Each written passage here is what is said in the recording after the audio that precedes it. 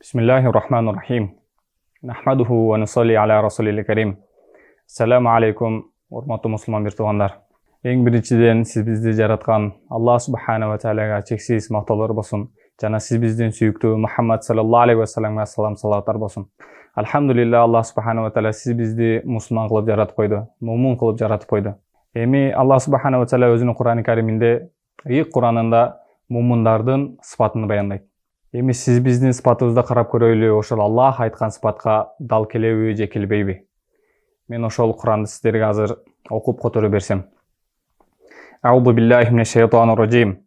Кад афлахал муъминун. Чындыгында момундар ийгиликке жетти.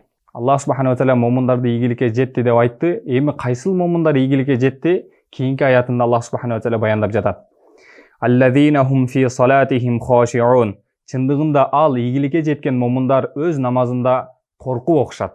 Аллахтан коркуп окушат. Пайгамбарыбыз саллаллаху алейхи ва саллям хадисинде айтат: "Сен качан намаз окуганыңда Аллахты көрүп турам деп оку. Аллахты көрүп турам. Эгер ага күчүң жетпесе, Аллах мени көрүп турат деп оку, ошондо сенин жүрөгүңө коркунуч келет. Ушундай коркунуч менен оку." Мына ошол ким кайсыл момундун жүрөгүндө коркунуч болсо, мына ушулар ийгиликке жеткендер.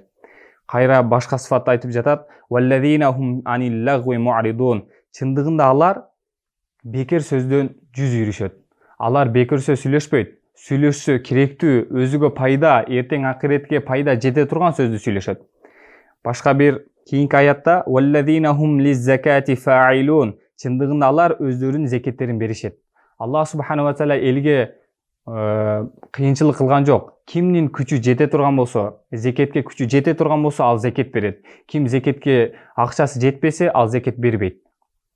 Кийинки аятта: "Валлазина хум ли фуруджихим хафизун." Чындыгында алар өздөрүнүн уяттуу жерин сакташат. Алар зына кылышпайт. Алар уяттуу жерин сакташат. Эми мына урматтуу мусулман бир туугандар, Аллах субхана ва таала чындыгы момунун, Аллахка жаккан момунун, бул дүние ахирет бактылуу боло турган момунун сыпатын айтып койду. Эми сиз биз дагы өзүбүздүн сыпатыбызды карап көрөйлү.